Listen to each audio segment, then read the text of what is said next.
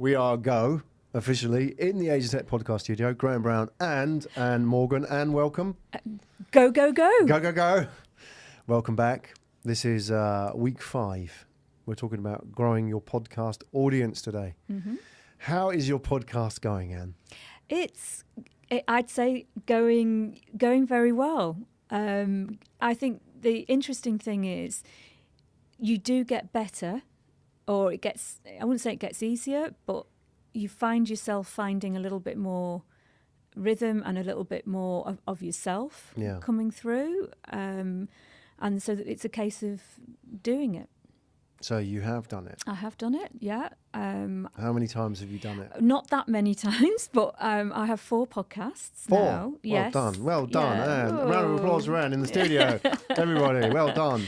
That is 4 more than when you started. It is 4 more than when I started. And you have upped the numbers since I've last talked to you. Yeah. So we had, we had a lovely conversation with Stephanie Chen, who was. Oh yeah, she's very easy to talk to. So that was nice. But she was surprised that it was so informal. Actually, I think she was used to sort of more question and answer.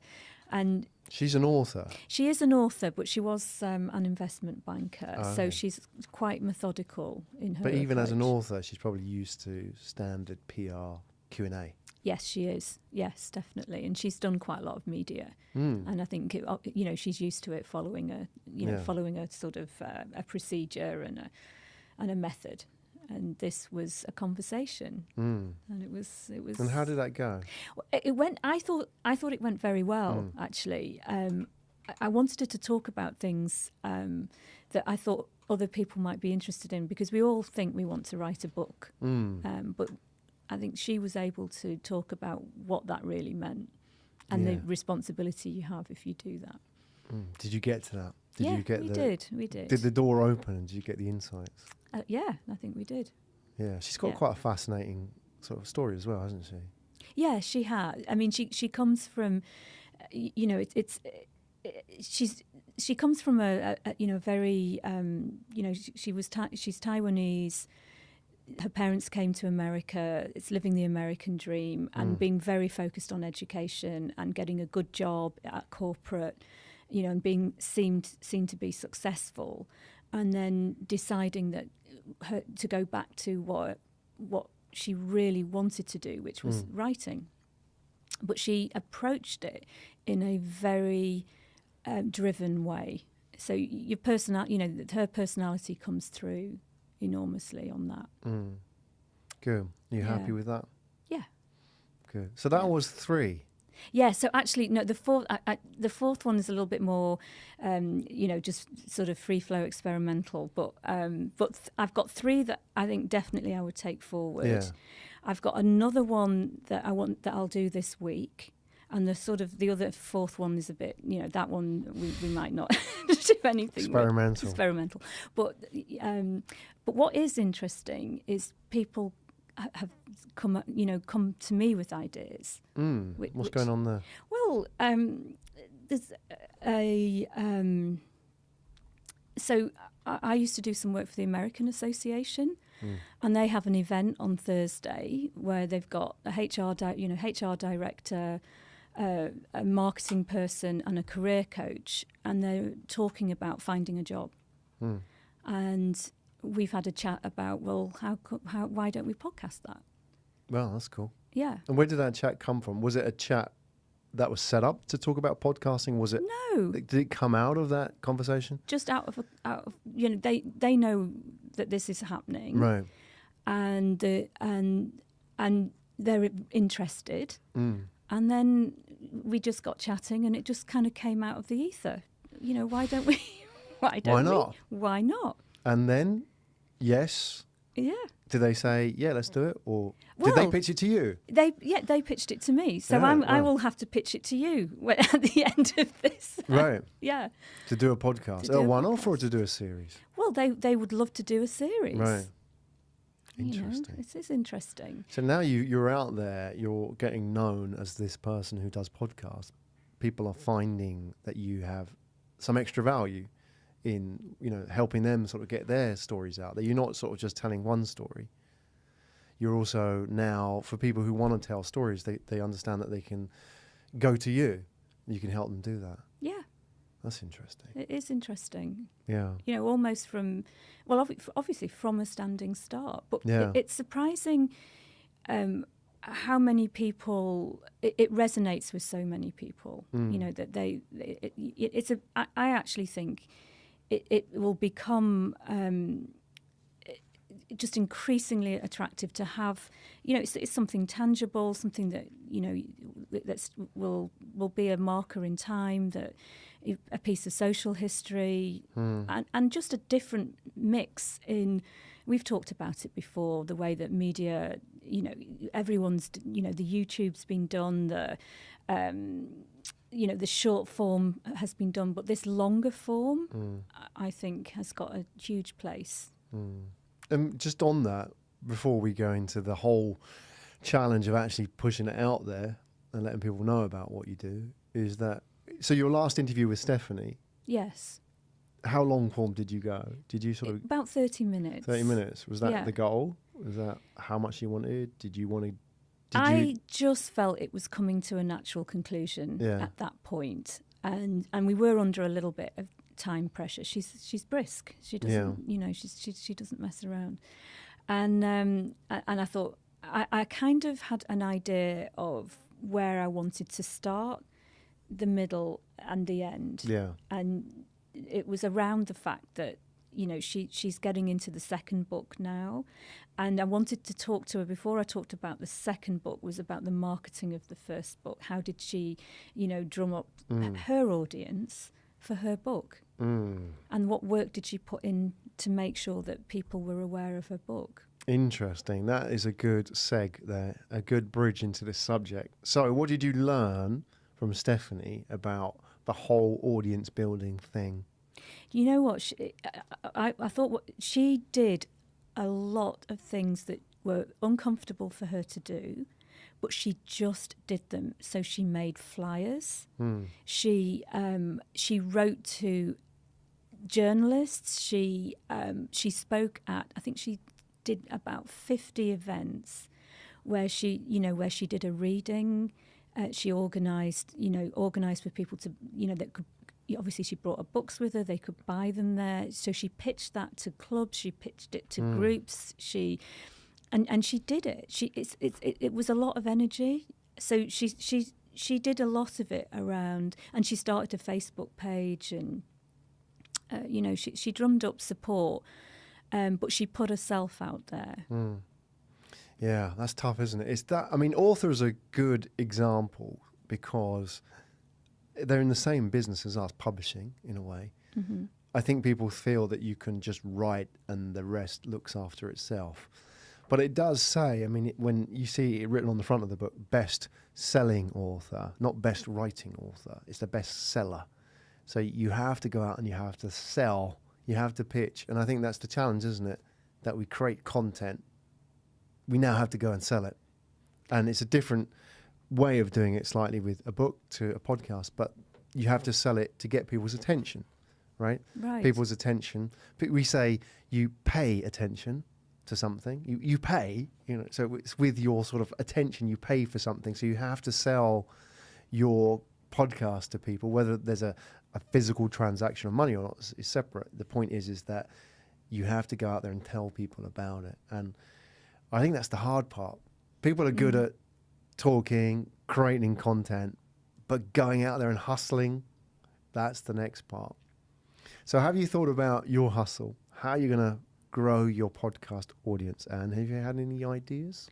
Well, it's uncomfortable. Yes, that whole thing of actually publicising it.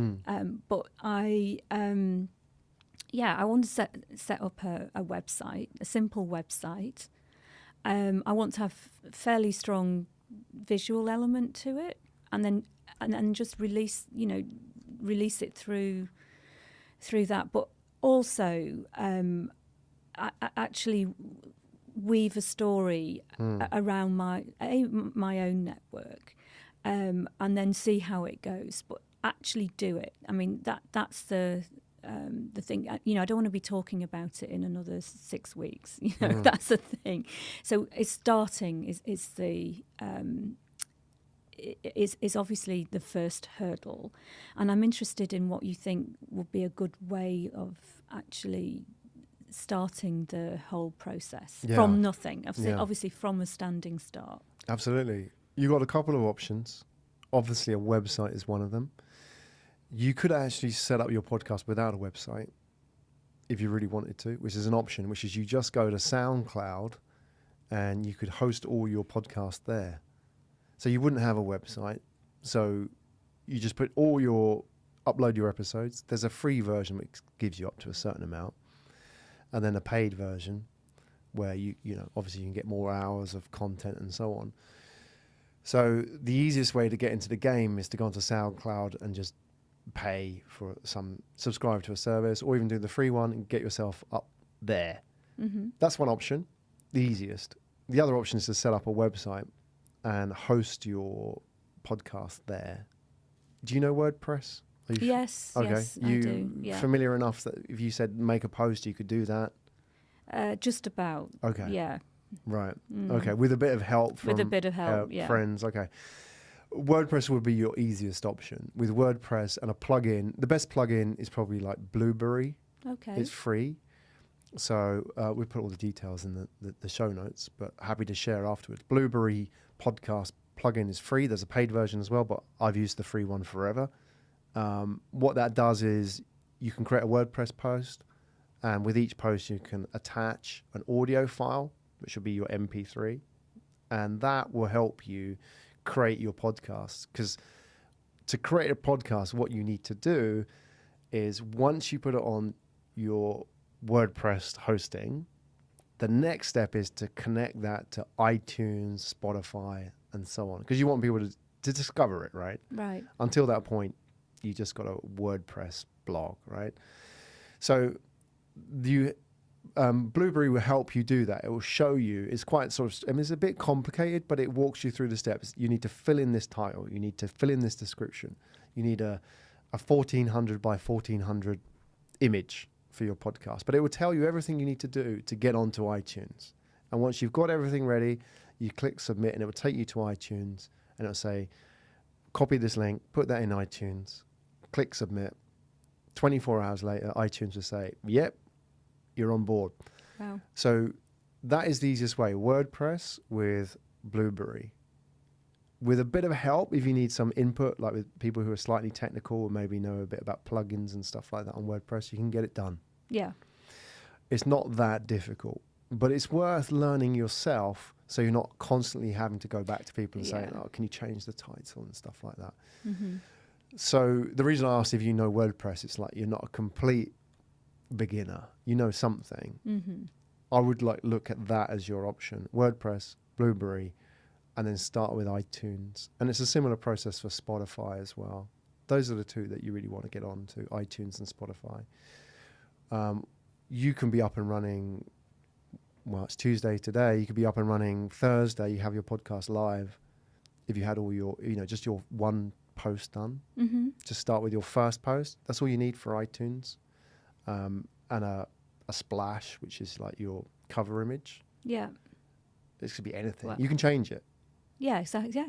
Wow. It's the podcast. Just get it up there. Yeah.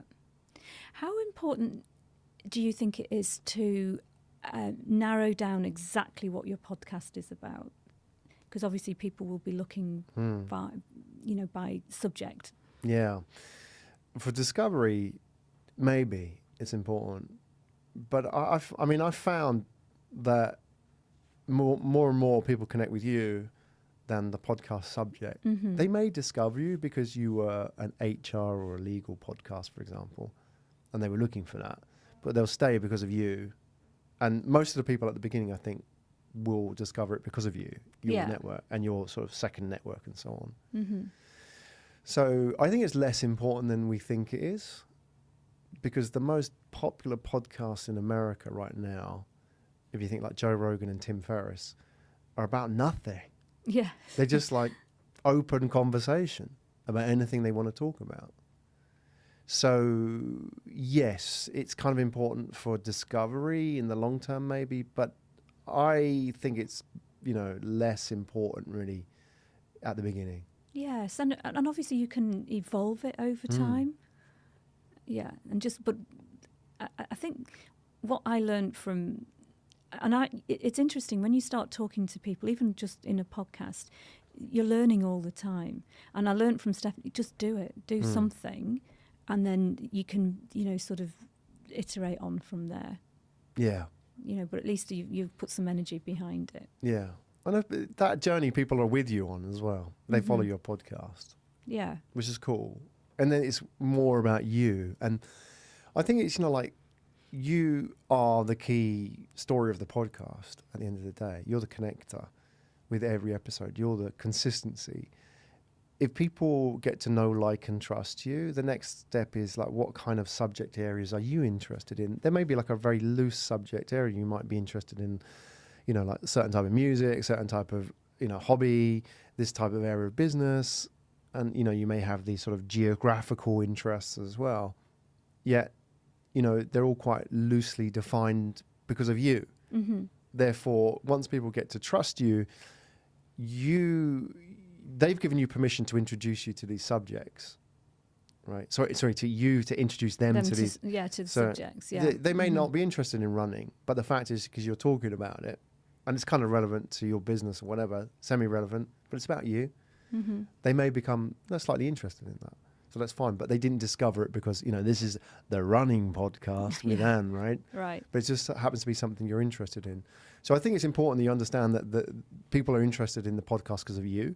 And then those aligned subjects outside of it are sort of semi-relevant. That's kind of how it sort of works, I feel. Mm-hmm. But then there are people who do very niche, like specific podcasts. But they'll always be in that area, which is fine. Yeah.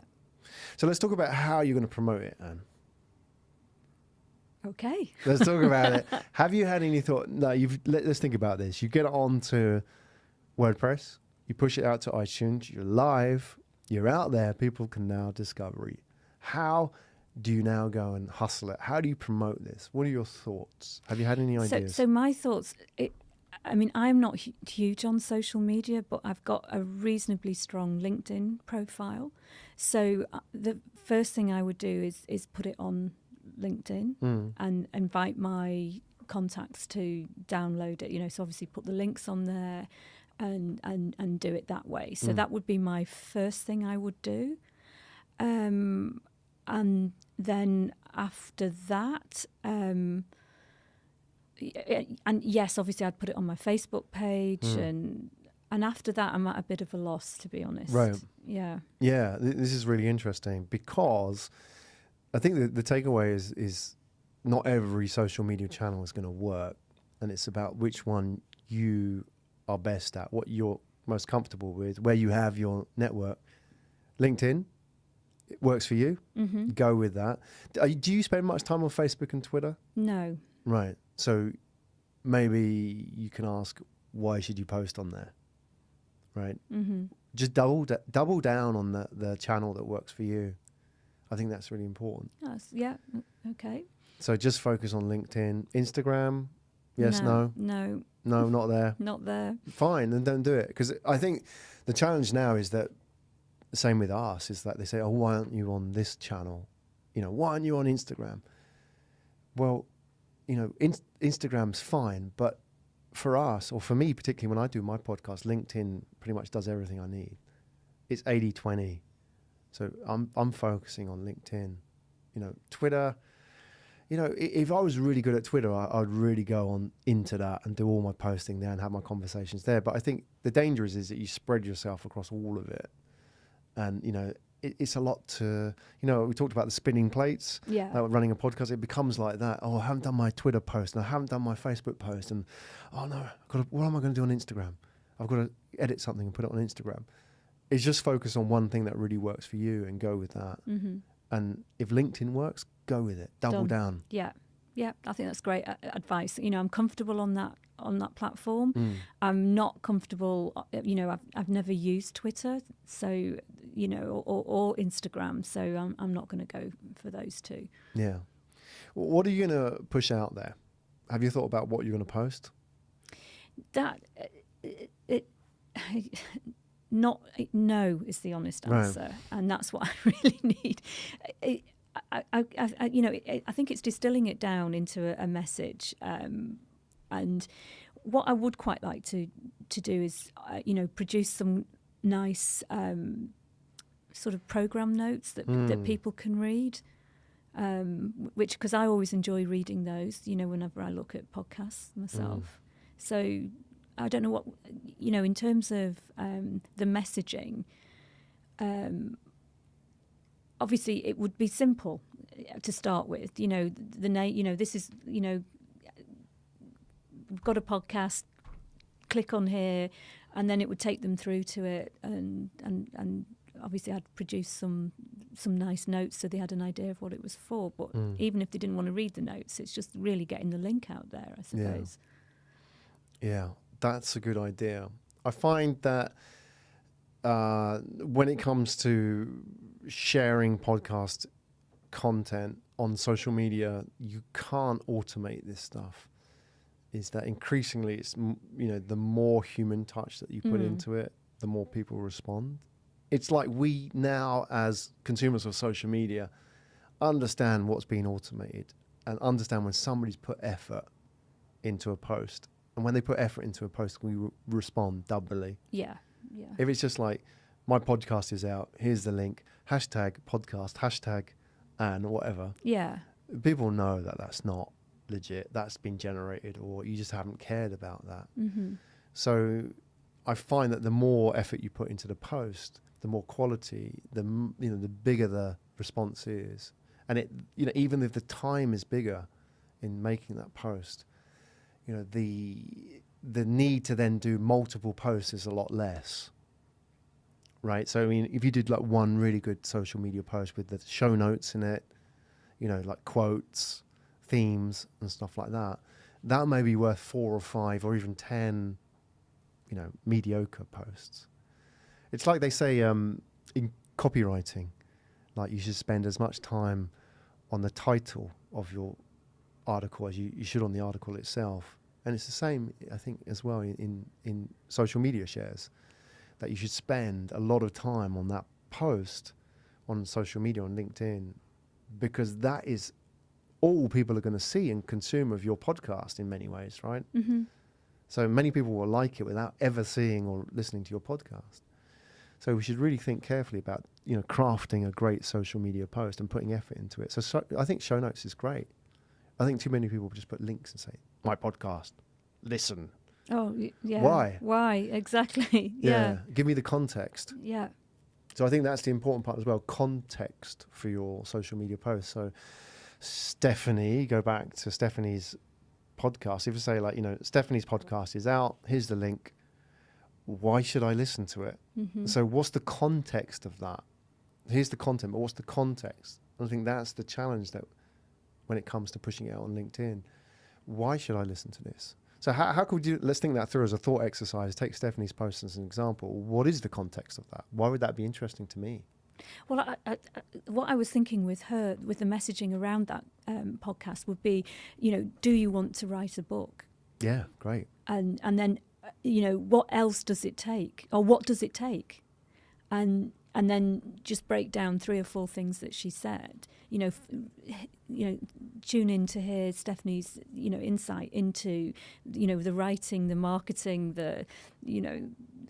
what does it take to write a bestseller? Because she did. It was the best-selling book in Singapore. So, but there was a lot to it, and she's gone through the process, albeit in a very condensed way. But yeah, that could definitely be brought out in the show notes.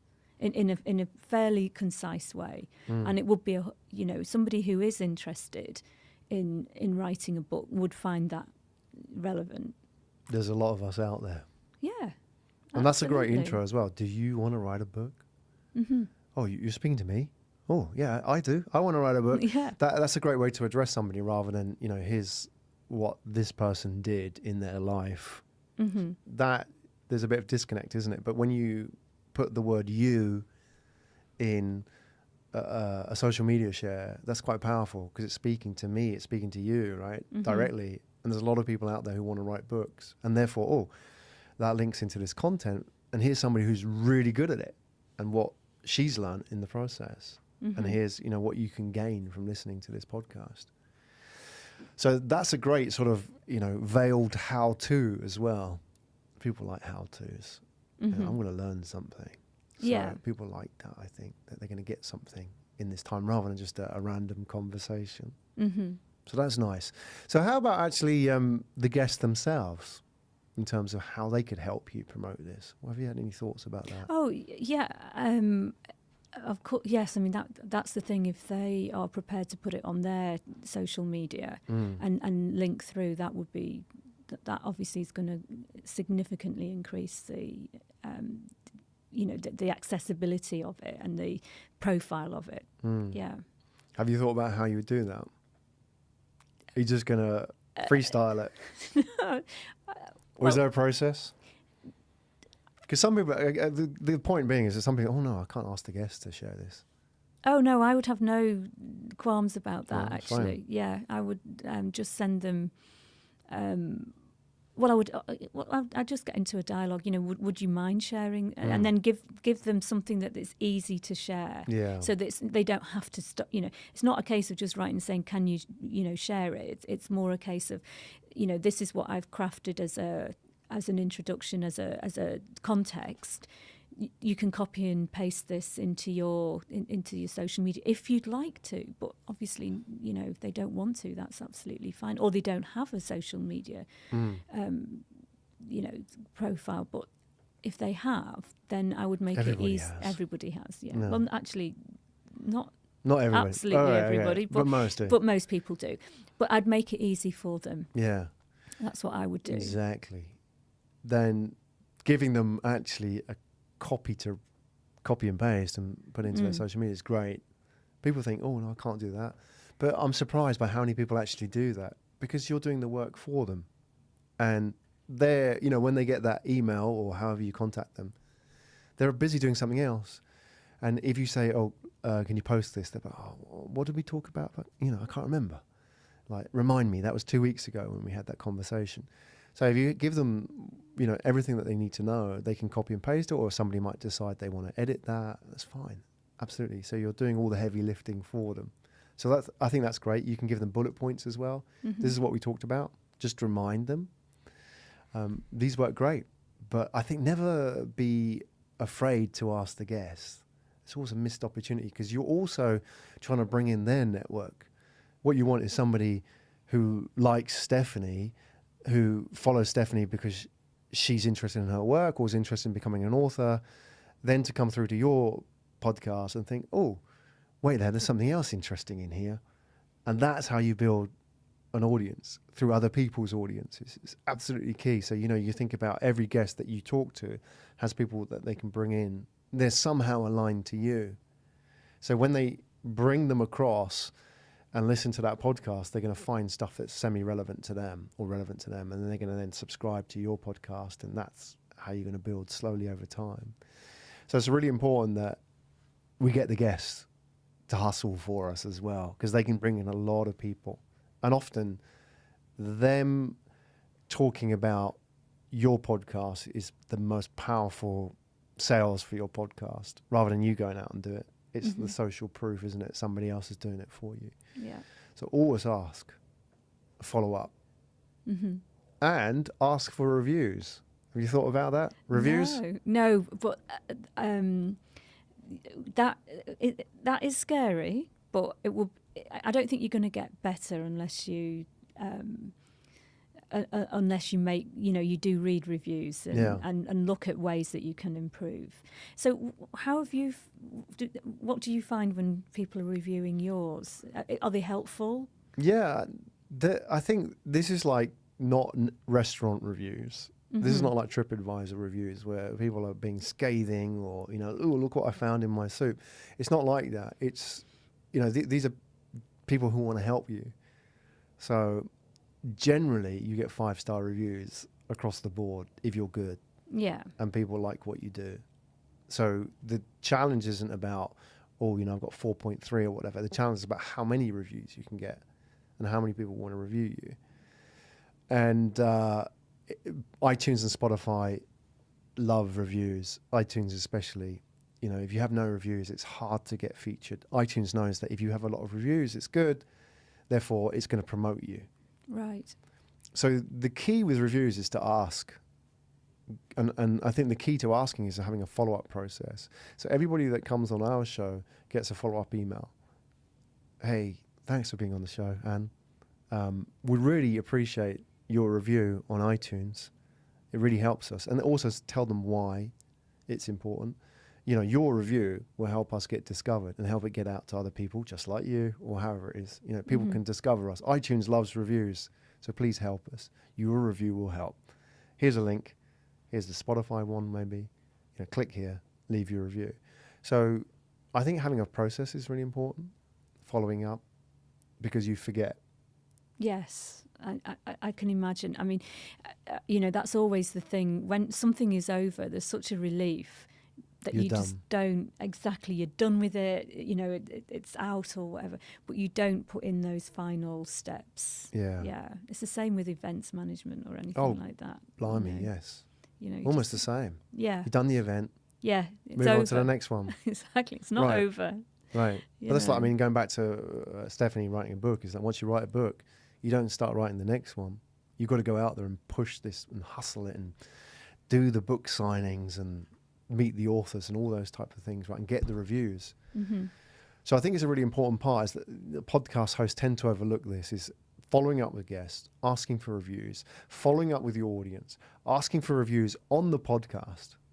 You know, so when you're podcasting, say, hey, look, you know, if you love my podcast, then please leave me a review on iTunes. I will read every single one, you know. Yeah. So, and you just find that if you keep asking, guess what? People actually do this, right? And it works.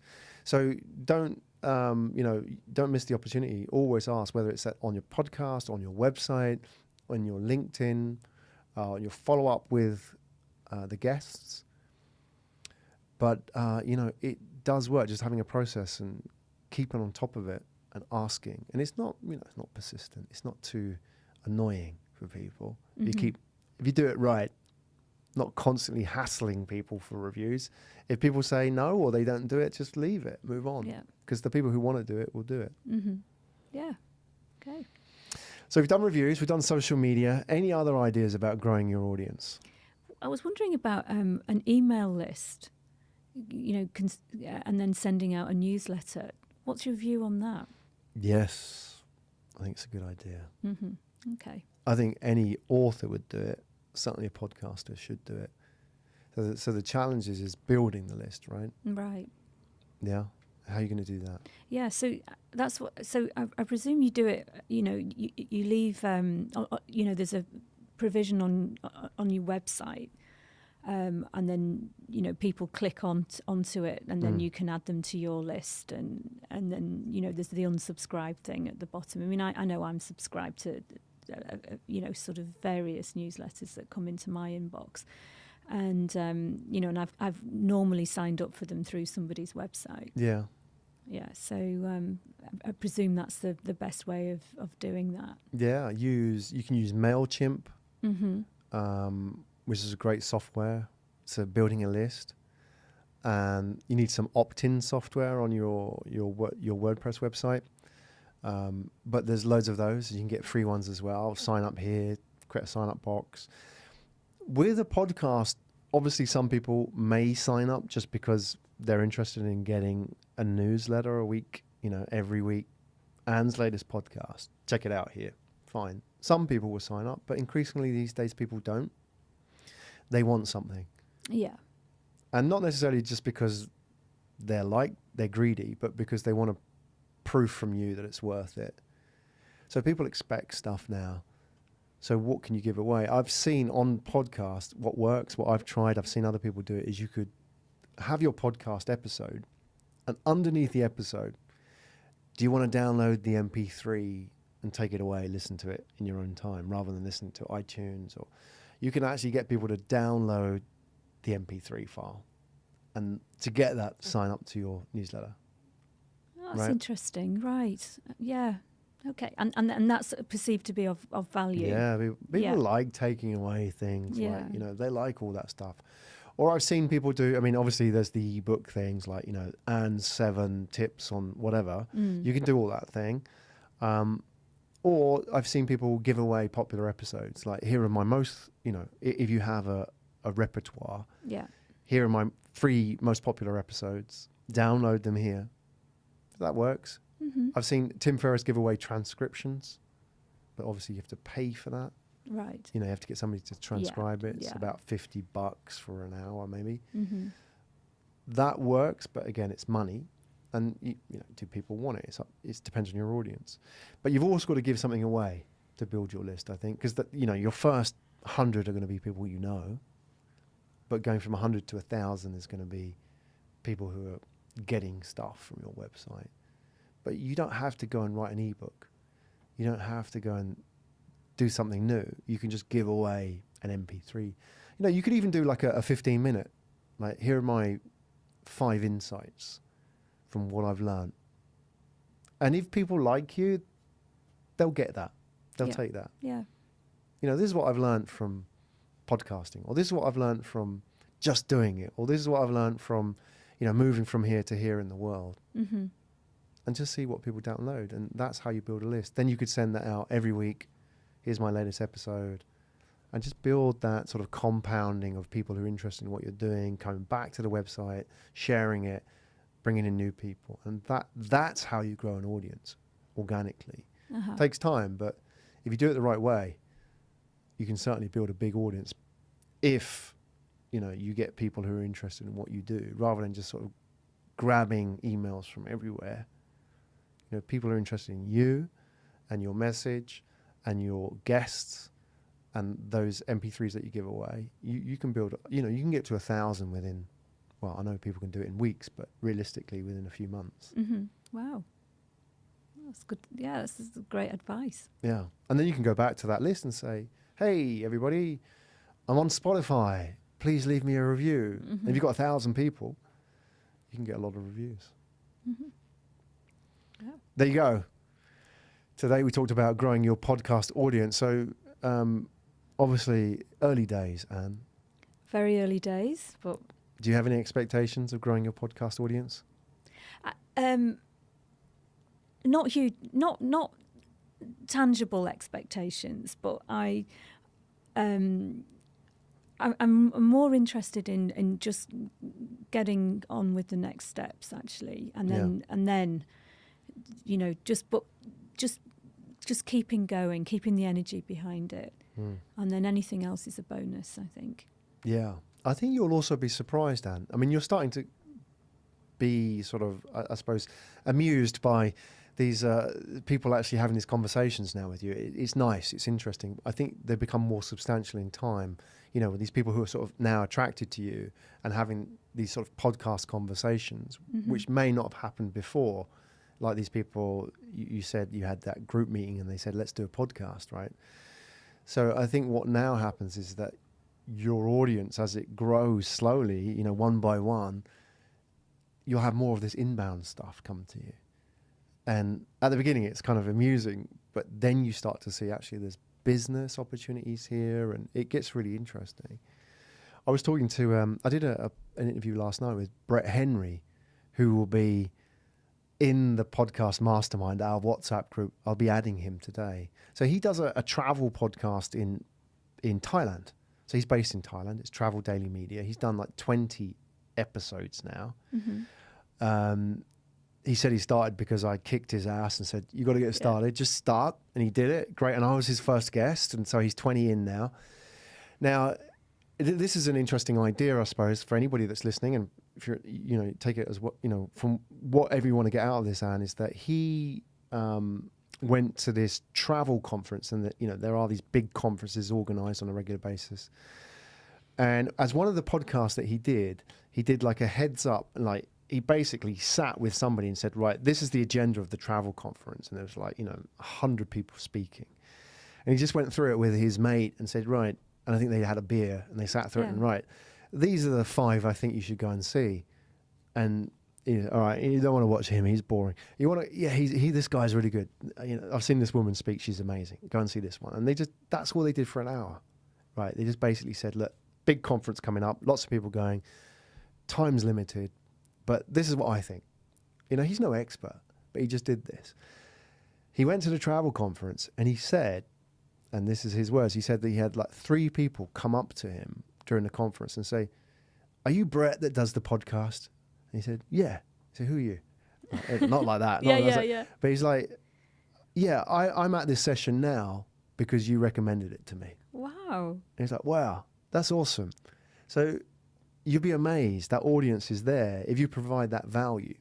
And it can be in any way, conversations, interviews, but even doing like crazy stuff like that, you can drop that in once in a while. There's conferences in, but there's equivalence in what you do, right? And you'd be surprised people listen and then come up to you and say, "Hey, Anne, I listened to that podcast that you did, and like, I did that one 6 months ago." They say, "What did you think?" It's amazing. Or, you said this, and you forget all this stuff that you say, but to have it sort of repeated back to you is amazing. So be prepared. Yes, well, I will keep you up to date with what's happening. I hope so. Yeah. All right. This is Age Set Podcast. We were talking about how to grow your podcast audience. My name's Graham Brown, joined by Anne Morgan, on the way to becoming a podcast megastar. Oh, I tell you. Yeah, Is the world ready? Is the world ready? Exactly. And thank you so much for sharing your journey. All the best to you. And I'm hoping as well at some point we can actually say, "Hey, everybody, go and check it out." Oh, that would be marvellous. Yeah. That has got to be coming up. That's got to be one of the next steps. Yeah. And thank you so much. Oh, thank you, Graham. Thank you.